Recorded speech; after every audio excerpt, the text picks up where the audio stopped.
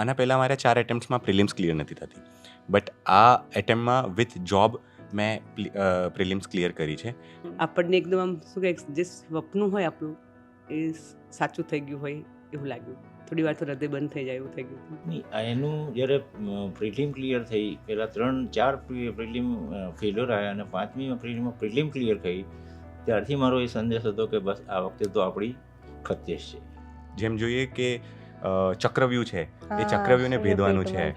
તો બસ એ રીતે છે કે મેમ એક સ્ટેજ બાદ અગર નિષ્ફળતા આવે છે તો બહુ વખત વિચાર આવ્યો છે. નિષ્ફળતા મને પહેલાં મળી હતી તો ડેફિનેટલી હું ખુદ બહુ ડાઉન થઈ ગયો હતો કે મેં કદાચ આ બહુ મોટો ગોલ તો નથી વિચારી લીધો, શું આ મારાથી થઈ શકશે કે નહીં.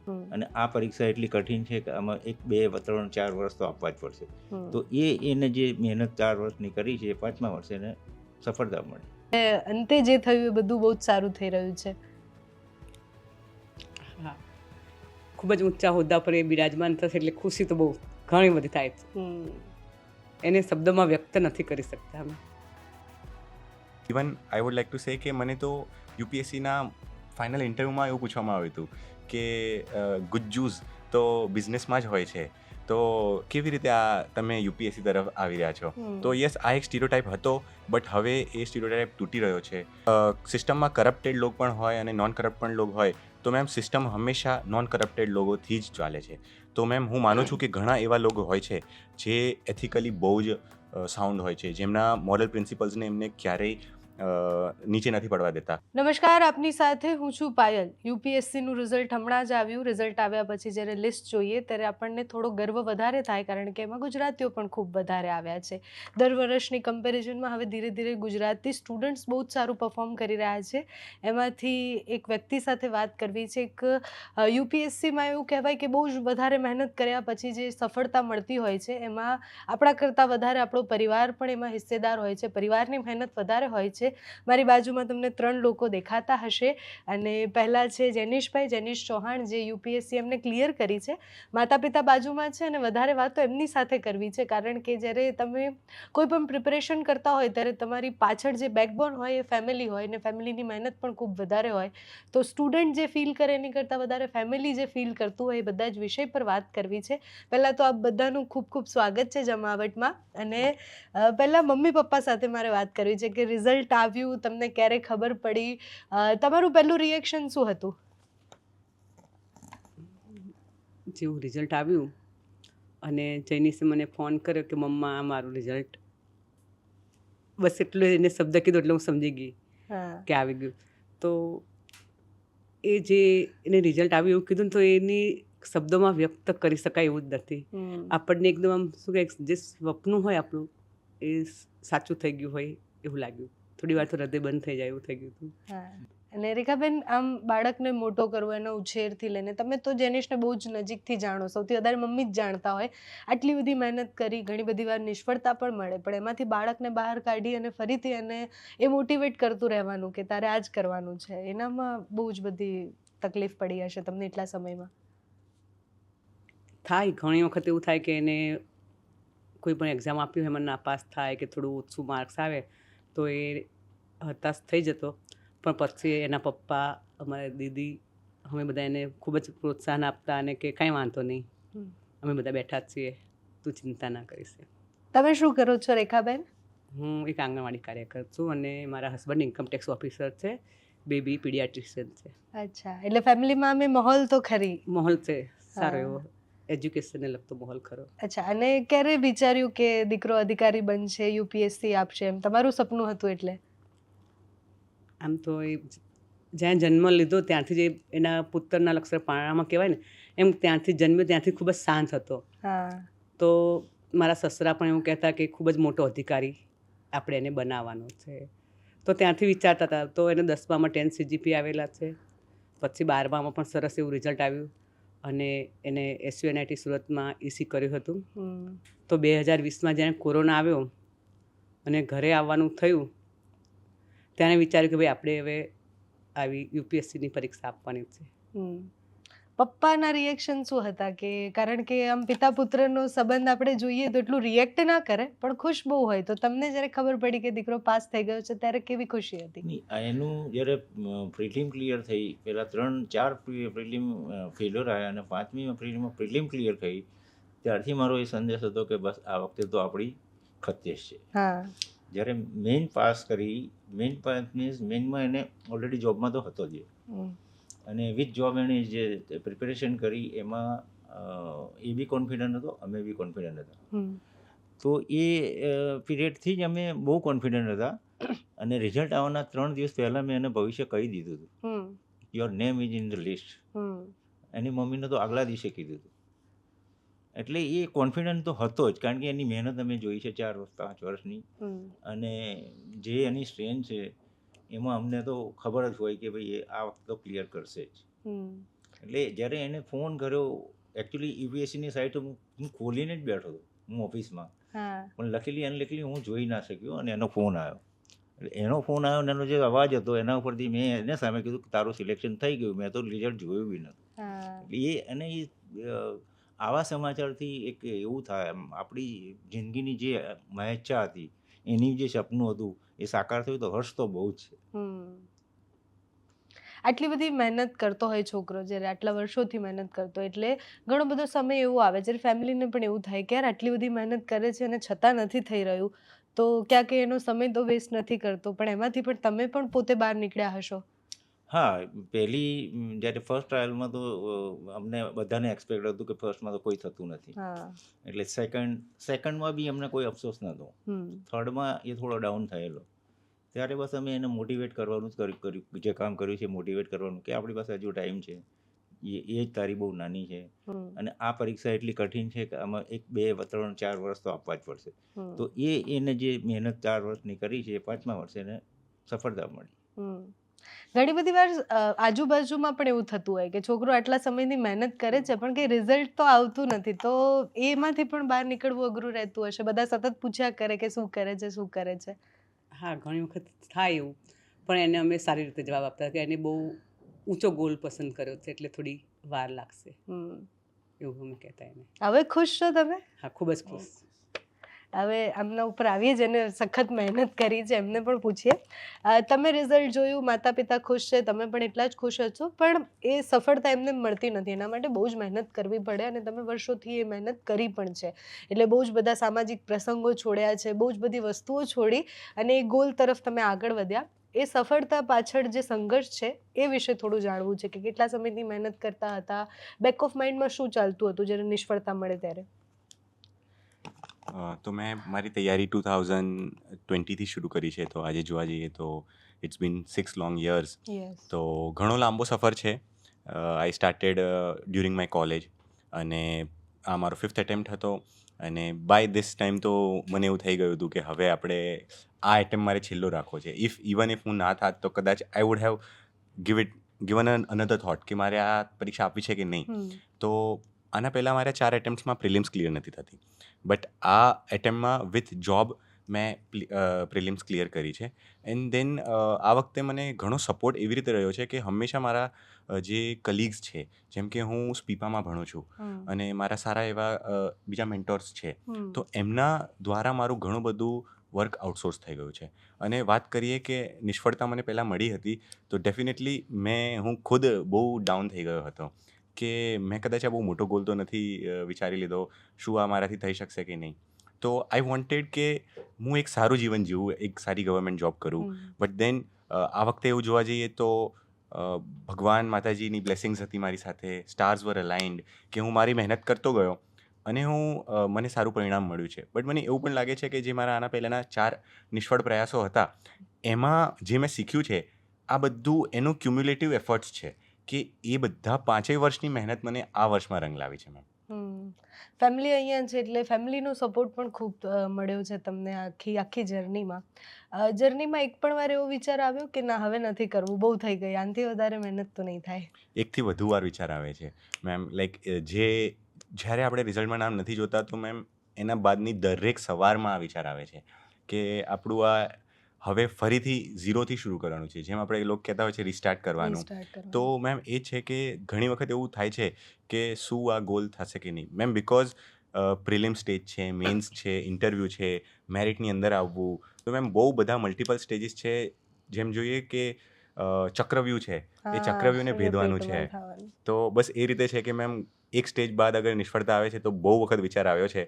બટ મેમ મને એવું હતું કે આ સર્વિસ ઓલરેડી એવી છે જે બહુ ડિમાન્ડિંગ છે, જે સેક્રિફાઈસીસ માંગે છે, તો આમાં મોર એફર્ટ્સ પુટ કરવા પડશે.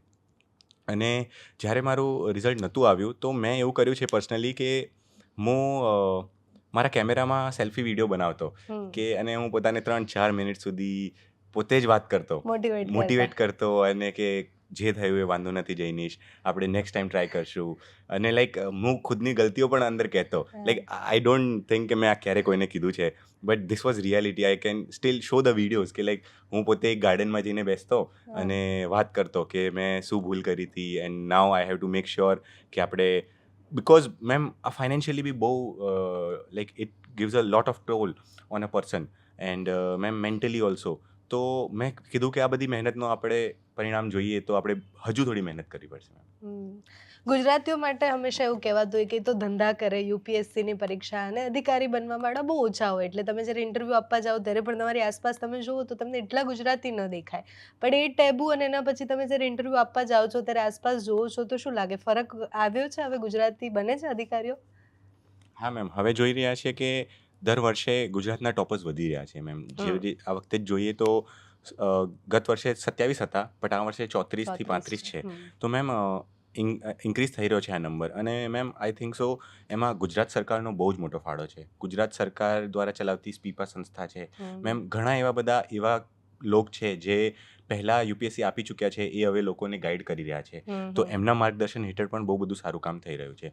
તો જેમ તમે કીધું કે ગુજરાતીઓનું એક આપણે સ્ટીરિયોટાઇપ હોય છે કે એમને બિઝનેસમાં જ હોય છે, તો yes ma'am, even I would like to say કે મને તો યુપીએસસીના ફાઇનલ ઇન્ટરવ્યૂમાં એવું પૂછવામાં આવ્યું હતું કે ગુજ્જુઝ તો બિઝનેસમાં જ હોય છે, તો કેવી રીતે આ તમે યુપીએસસી તરફ આવી રહ્યા છો? તો યસ, આ એક સ્ટીરિયોટાઇપ હતો, બટ હવે એ સ્ટીરિયોટાઇપ તૂટી રહ્યો છે. અને એનું આઈ વુડ સે કે સોશિયલ મીડિયા છે, પ્રિન્ટ મીડિયા છે, જેના લીધે અવેરનેસ લોકોમાં વધી રહી છે. ઇન્ટરવ્યુઝમાં બીજું શું પૂછાય? કારણ કે ફિલ્મોમાં જ્યારે જોઈએ ત્યારે તો સ્ટુડન્ટ્સને બહુ આપણે જોઈએ એમ કે શર્ટના બટન કેટલા છે ને એવું બધું પૂછતા હોય, પણ એવું ખરેખર હોતું નથી. તો ઇન્ટરવ્યુનો માહોલ કેવો હોય છે? ત્યાં શું પૂછાય છે? કયા પ્રકારનો બધા કરતા હોય છે સવાલો? મેમ બહુ જ સિરિયસ માહોલ હોય છે. સિરિયસ ઇન અ વે કે ધ ક્વેશ્ચન જે પૂછે છે એમને ગ્રેવિટી ઓફ ધ સિચ્યુએશન ખબર છે કે આપણે આ યુપીએસસી સિવિલ સર્વિસીસ બનાવવા જઈ રહ્યા છે અમને. તો દે નો કે કયો ક્વેશ્ચન પૂછવો જોઈએ, કેવો ક્વેશ્ચન્સ પૂછવો જોઈએ. તો મેમ બહુ જ સારા ક્વેશ્ચન્સ હોય છે ma'am. The line of thinking, જ્યારે આપણે એમ કહીએ ને કે જ્યારે આપણી થોટ પ્રોસેસ બંધ થાય ત્યારે યુપીએસસીની ચાલુ થાય છે. કેમ કે જેમ કે મારા ડેફમાં લખ્યું હતું કે હું ફૂટબોલ અંડર 19 સ્કૂલનો કેપ્ટન હતો. તો મને બીજી જગ્યાએ બધા એમ જ પૂછતા કે તમારો ફેવરેટ ફૂટબોલ પ્લેયર કોણ છે, યા તમને કોણ ગમે છે, ફૂટબોલની ડાયમેન્શન શું હોય. બટ સર મેમ યુપીએસસીનો ક્વેશ્ચન એમ હતો કે ફૂટબોલ આપણા વિશ્વ દેશ માટે સોફ્ટ ડિપ્લોમેસીનું કામ કેવી રીતે કરી શકશે, ઇકોનોમીમાં કેવી રીતે એ વધારે આપણને હેલ્પ કરશે. તો મેમ ઘણા એવા બધા ક્વેશ્ચન્સ હતા. દેન એવો એક ક્વેશ્ચન હતો કે તમે ગુજરાતથી આવો છો તો ગુજરાત ડેવલપમેન્ટ મોડલ શું છે, એમાં શું કમીઓ છે. દેન ગુજરાતમાં બિઝનેસનું કલ્ચર આટલું બધું કેમ છે. દેન ગુજરાતમાં એલ્કોહોલ બેન છે, તો how is it different from the બેન ઇન બિહાર. અને દેન મેમ મને સ્ત્રી સશક્તિકરણ ઉપર પૂછવામાં આવ્યું હતું, ડોમેસ્ટિક વાયલન્સ ઉપર પૂછવામાં આવ્યું હતું, એર ઇન્ડિયા ક્રેશ ઉપર, બિકોઝ આપણે અમદાવાદમાં છીએ તો, અને ઇન્ડિગો ક્રાઇસિસ ઉપર પૂછવામાં આવ્યું હતું. આવા મેમ અર્થતંત્ર ઉપર સવાલ પૂછવામાં આવ્યા હતા, સ્પોર્ટ્સ ઉપર પૂછ્યા હતા, બહુ બધા ઘણા વિવિધ ક્ષેત્રોમાંથી પૂછવામાં આવ્યા હતા. અને યુપીએસસી જ કેમ, એવું નિર્ણય કેમ લીધો કે યુપીએસસી જ કરવું છે? મેમ સર્વપ્રથમ તો મેં જ્યારે નાનો હતો ત્યારે દરેક છોકરાને તમે પૂછશો તો મેમ એના 2-3 સવાલ એવા જવાબ એવા હશે કે મારે પાયલટ બનવું છે, મારે આર્મીમાં જવું છે. તો મેમ હું પણ એ જ પેકેજમાંથી આવું છું કે મેમ મારે પણ પહેલાં ઇન્ડિયન એરફોર્સમાં પાયલટ બનવું હતું, અને મેં એના માટે ઘણા પ્રયાસો પણ કર્યા હતા. સો મેમ મેં એના 5 ઇન્ટરવ્યૂ આપ્યા હતા, બટ એમાં મને નિષ્ફળતા મળી હતી. બટ મેમ એવું પણ થયું હતું કે ફાઇનલ મેં જ્યારે એટેમ્પ્ટ આપતો હતો એના પહેલાં મેં યુપીએસસીનું મને ઘરમાંથી જ ખબર હતી કે because my father is income tax officer, તો એમને IRS સાથે એમનું ડીલિંગ હોય છે. તો આઈ ન્યૂ, એમને મને કહેતા કે UPSC જેવી એક સ્પર્ધાત્મક પરીક્ષા છે જેમાંથી આપણે આટલી ઊંચા હોદ્દા ઉપર બની શકાય છે. તો ધેન જ્યારે હું કોલેજમાં ગયો ત્યારે મેં એના વિશે વધુ જાણ્યું અને મેં સુરતમાં એક પ્રાઇવેટ ક્લાસીસ પણ કર્યા હતા. અને તો જ્યારે મારું આ ઇન્ડિયન એરફોર્સનું લાસ્ટ ઇન્ટરવ્યૂ હતું ત્યારે હું ફાઇનલી સિલેક્ટ જરૂર થઈ ગયો હતો. બટ મને એવું ફાઇનલ થોટ આવ્યો કે કદાચ મારે હવે ડિફેન્સમાં નહીં, મારે હવે સિવિલ સર્વિસીસ જોઈન કરવું છે. અને ત્યારે મેં મન બનાવ્યું હતું કે ઇવન ઇફ હું ફાઇનલી સિલેક્ટ થઈ ગયો છું, બટ નાવ મારે આ ક્ષેત્રમાં નથી જવું, મારે સિવિલ સર્વિસીસ કરવા છે. તમારે એક એથિક્સનું પેપર પણ હોય છે, અને શું લાગે છે કે અત્યારના અધિકારીઓને એથિક્સને કેટલું આમ લાગતું વળગતું છે, એમ એ ખરેખર જે એથિક્સમાં ભણાવવામાં આવે છે એ છે ખરી? તમે એવા અધિકારી બનવા માંગો છો? Definitely ma'am. એક પેપર જરૂર છે, બટ મેમ એમ જોવા જઈએ તો એ આખું જીવન મૂલ્ય છે મેમ. અને હું એમ કહીશ કે મને 15 મહિના થઈ ગયા છે સરકારમાં કામ કરતા.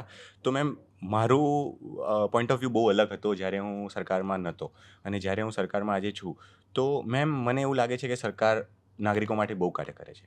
અને મેમ એકે એક અધિકારી, એકે એક વ્યક્તિ જે સરકારમાં છે એ સરકાર માટે કાર્ય કરે છે, નાગરિકો માટે કાર્ય કરે છે. તો ડેફિનેટલી મેમ એવું કહેવામાં આવે છે કે અગર સિસ્ટમમાં કરપ્ટેડ લોક પણ હોય અને નોન કરપ્ટ પણ લોક હોય તો મેમ સિસ્ટમ હંમેશા નોન કરપ્ટેડ લોકોથી જ ચાલે છે. તો મેમ હું માનું છું કે ઘણા એવા લોકો હોય છે જે એથિકલી બહુ જ સાઉન્ડ હોય છે, જેમના મોરલ પ્રિન્સિપલ્સને એમને ક્યારેય નીચે નથી પડવા દેતા. મેમ ઘણા એવા બધા બ્યુરોક્રેટ્સ છે જેમના એક્ઝામ્પલ્સ એવા છે. For example ma'am Lal Bahadur Shastri છે, અટલ બિહારી વાજપેયી છે, આપણા શ્રી પ્રાઇમ મિનિસ્ટર નરેન્દ્ર મોદીજી છે. આ બધાએ બહુ ethically ma'am I really find them very correct ma'am, because જે એમના મૂલ્યો છે એમની સાથે હંમેશા ટકી રહે છે. ફોર એક્ઝામ્પલ મેમ હું અગર એવું કહું કે અટલ બિહારી વાજપેયીજીએ રેઝિગ્નેશન કરી દીધું હતું. દેન એવું બી કહેવામાં આવે છે કે અટલ બિહારી વાજપેયી જ્યારે પોતાના સનને લેટર લખતા તો એ સરકારી પેનથી નહીં પણ પોતાની પેનથી લખતા હતા.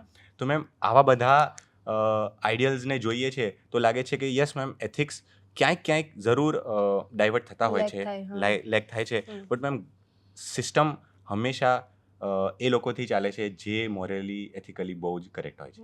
ઇન્સ્પિરેશન કોણ રહ્યું છે? પપ્પા જ રહ્યા છે કે પછી બીજા કોઈ, મમ્મીને જોઈને કે ફેમિલીમાંથી કોઈ? લાઈક જો હું પર્સનલ જોવા જાઉં તો ડેફિનેટલી મધર ફાધર રહ્યા છે. બિકોઝ મારા મધર આંગણવાડી વર્કર છે તો એમને ગ્રાસ રૂટ લેવલ સુધી જોયેલું છે. અને કોરોનામાં એમને ફ્રન્ટ લાઇન હેલ્થ વર્કર હતા.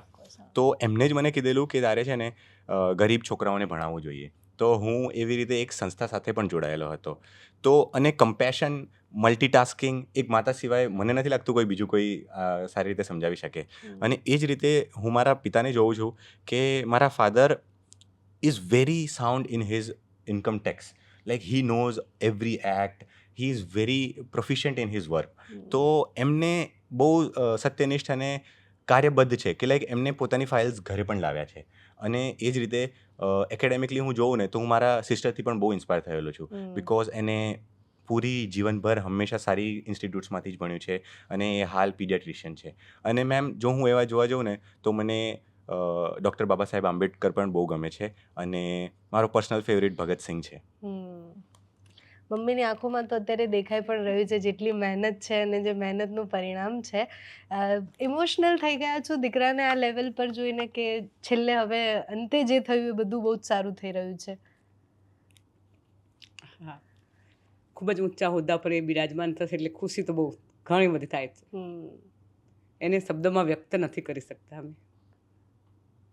અને એ માતા જ સમજી શકે, કારણ કે આપણે કેટલું પણ એવું કહેતા હોઈએ કે આપણી મહેનત છે, આપણે 5 વર્ષ સુધી સતત મહેનત કરી છે, પણ એ માં જો આપણને પ્રેમથી રોટલી ઘડીને ના આપે, એ માં એક દિવસ ઘરમાં આપણને મોટિવેટ કરવા ના હોય ત્યારે આપણને ખબર પડે એક્ઝેક્ટલી કે શું થાય છે. એટલે બધાએ મહેનત કરી છે, સહિયારી મહેનત છે. પાસ થવા એટલે પરીક્ષા તો એમણે જ આપી છે, પણ એની પાછળ આખા ફેમિલીની મહેનત છે અને મમ્મીની આંખોમાં દેખાય છે. અમારા જૈનિશની પણ ખૂબ જ મહેનત છે. એને શું કહે, દિવાળીનો તહેવાર કે કોઈ પણ હોળી, ધૂળેટી, જન્માષ્ટમી, રક્ષાબંધન પર હાજર રહે. એ સિવાય બીજા બધા તહેવારોમાં એ ઘરે રહેતો નહોતો અને ખૂબ જ લિમિટેડ ટાઈમમાં એનું પહેલેથી ટાઈમ ટેબલ બનાવેલા હોય અમારા ઘરે ટેબલમાં કે આટલા ટાઈમમાં આ કાર્ય પતાય ને એનું આજે બની ગયા પછી હું વખાણ કરું એવું નથી. એનું અમારી સોસાયટીમાં પણ બધાને જ ખ્યાલ છે કે એની ડિસિપ્લિન લાઈફ છે ખૂબ જ. એણે લાસ્ટ પ્રિલિમ નહીં થઈ પછી એણે એના રૂમમાં એક બોર્ડમાં એક ચેલેન્જ લખેલી, નેક્સ્ટ યુપીએસસીમાં આટલા માર્ક્સ જઈને અને એટલા આવ્યા, એટલા થઈ ગયા, એનાથી વધારે આવ્યા છે. વધારે આવ્યા છે. નાઇસ. એક છેલ્લો સવાલ છે જૈનેશભાઈ, કે તમારા જેવા બહુ જ બધા સ્ટુડન્ટ હશે જે તમને જોઈને પણ બહુ ઇન્સ્પાયર થાય, તો એ સ્ટુડન્ટ્સને શું કહેશો કે આટલી મહેનત કર્યા પછી જો તમે મહેનતનો કોઈ વિકલ્પ હોતો જ નથી, કઈ દિશા તરફ આગળ વધવું જોઈએ, જ્યારે ડિમોટિવેટ થાય ત્યારે શું કરવાનું? હા મેમ, હું એમ કહીશ કે આ એક્ઝામ બહુ જ ડિમાન્ડિંગ છે, આમાં બહુ જ બધા સેક્રિફાઈસીસ જોઈશે. તો તમે જે કાર્ય કરી રહ્યા છો પોતાના ઉપર વિશ્વાસ રાખો, પોતાના માતા પિતા, ભગવાન, ફેમિલી ઉપર વિશ્વાસ રાખો અને જે કાર્ય કરી રહ્યા છો એને કરતા રહો. ડેફિનેટલી એવું થશે કે તમે 1-2 વખત નિષ્ફળતા મળે તમને, બટ એ બધું part and parcel of life છે. અને ડિપ્રેશન પણ આવી શકે, કદાચ ક્યારેય હતાશ પણ થઈએ, બટ ઓલવેઝ આપણે જેમ સ્વામી વિવેકાનંદજીએ કીધું છે કે show me your friends and I will show your future. તો મેમ બહુ જ સારી કંપની રાખવી જોઈએ, બહુ જ સારા લોક આપણા આસપાસ હોવા જોઈએ જે આપણને મોટિવેટ કરે, અને જે ઓલરેડી અગર સક્સેસફુલ હોય તો મેમ એ વધુ આપણને સારું ગાઈડ કરી શકે. તો જે તમે કાર્ય કરી રહ્યા છો એમાં મન લગાવીને કરજો, એક સારી રીતે સિસ્ટમેટિકલી, સ્ટ્રેટેજિકલી કરજો, અને આજ નહીં તો કાલ જીત તમારી થશે જ. એટલે બહુ જ બધા સ્ટુડન્ટ એવા હશે જે યુપીએસસી માટે તૈયારી કરી રહ્યા હશે કે કોઈ પણ સ્પર્ધાત્મક પરીક્ષા માટે તૈયારી કરી રહ્યા હશે. બધા માટે એક જ સિમ્પલ રૂલ છે કે મહેનતનો કોઈ વિકલ્પ જ નથી હોતો. તમે રોજ એકની એક વસ્તુ કરશો, તમને ઘણી બધી વાર એવું થશે કે અમે આ વખતે ફેલ થઈ ગયા, આના પછી ફેલ થઈ જશું તો શું થશે, લાંબો સમય માંગશે, પેશન્સ બી ઘણી બધી વાર તૂટી જશે. પણ એ પેશન્સ જ્યારે તૂટે ત્યારે જૈનિશભાઈથી લઈને આ વખતે જેટલા પણ સ્ટુડન્ટ પાસ થયા છે એ આપણી પાસે બહુ જ બધા ઉદાહરણ છે.